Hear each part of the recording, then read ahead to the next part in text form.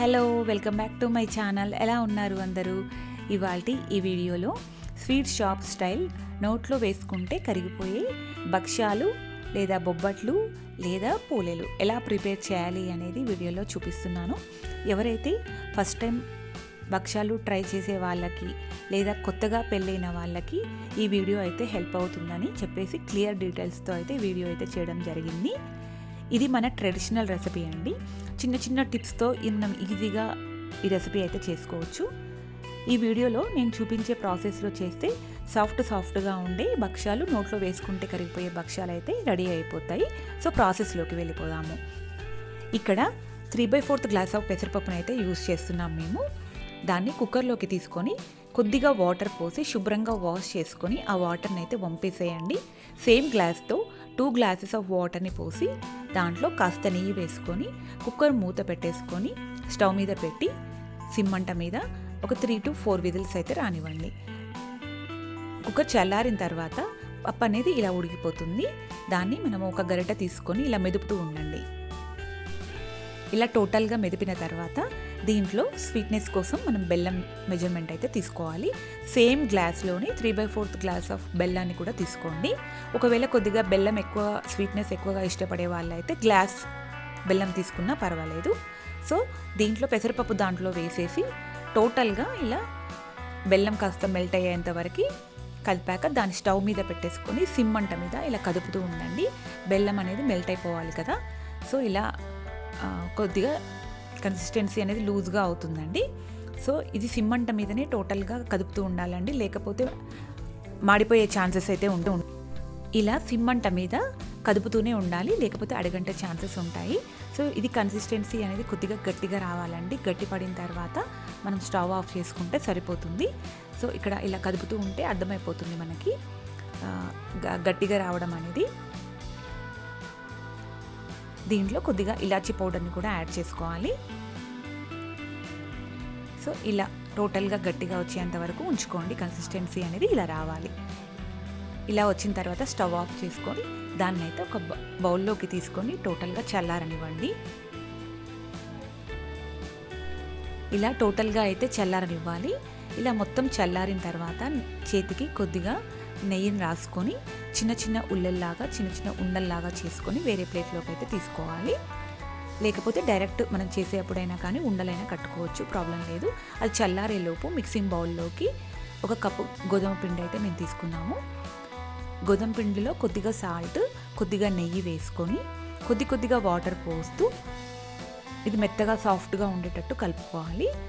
So ఇలా కొద్దిగా water పోసుకొని కలుపుకోవాలి. సో పిండి కన్సిస్టెన్సీ అనేది ఇలా ఉండేటట్టు కలుపుకొని ఒక 5 to 10 మినిట్స్ పక్కకు ఉంచేసేయండి. అది కాస్త మెత్తగా అవుతుంది. సో ఇలా ఈ కన్సిస్టెన్సీలో ఇలా ఉండేటట్టు పిండి అనేది కలుపుకోండి. అప్పుడు మనకి అంటుకోకుండా వస్తుంది. ఇలా అరచేతిలో పిండి ఎంత క్వాంటిటీలో ఉందో మిక్సింగ్ స్టఫ్ కూడా అంతే క్వాంటిటీలో తీసుకోవాలి. సో అలా మధ్యలో పెట్టుకొని ఇలా ఫింగర్స్ తోటి మధ్య టోటల్గా ఇలా క్లోజ్ చేసుకోవాలండి. ఇలా క్లోజ్ చేసుకున్న తర్వాత దాన్ని ఒక పాలిథిన్ కవర్ లేదా బటర్ పేపర్ పైన అయినా కానీ కాస్త నెయ్యి రాసుకొని ఇలా ఫింగర్స్తో ప్రెస్ చేస్తూ ఉండాలి. సో ఇలా స్ప్రెడ్ అవుతుందండి. అప్పుడు లోపల పూర్ణం అనేది బయటికి రాకుండా ఉంటుంది. తర్వాత పెనం పెట్టుకొని అది కాస్త హీట్ అయిన తర్వాత దాని మీద నెయ్యి అయితే రాసుకోవాలండి. పెనం అనేది హీట్ అయిన తర్వాత ఇది మనం చేసుకొని పెట్టుకొని ఉంచుకున్న ఈ భక్ష్యాన్ని దాని మీద వేసుకోవాలి. దాని మీద కాస్త నెయ్యి వేసుకొని అది కాలేలోపు ఇంకొక భక్ష్యాన్ని కూడా రెడీ చేసుకోవాలి. సేమ్ ప్రాసెస్లో కొద్దిగా పిండి తీసుకొని అరచేత్తో ఇలా నొక్కుకొని పిండి ఎంత ఉందో పూర్ణం కూడా అంతే క్వాంటిటీతో తీసుకోవాలండి. సో పూర్ణాన్ని ఇలా టోటల్గా తీసుకొని మధ్యలో పెట్టేసుకొని క్లోజ్ చేసుకొని చేసుకోవడమే.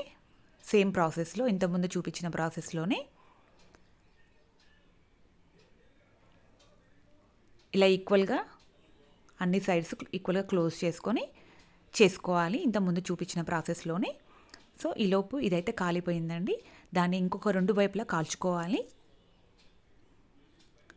ఇలా మంచిగా కాల్చుకున్న తర్వాత నెయ్యి కాస్త వేసుకుంటే ఇంకా టేస్ట్ అనేది బాగుంటుంది, మంచిగా కాలుతుంది కాలేటప్పుడు కూడా. సో ఇలా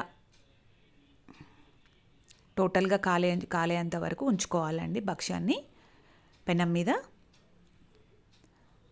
సో ఈ లెవెల్లో కాలేంత వరకు ఉంచుకొని దాన్ని ప్లేట్లోకి తీసేసుకుంటే సరిపోతుంది.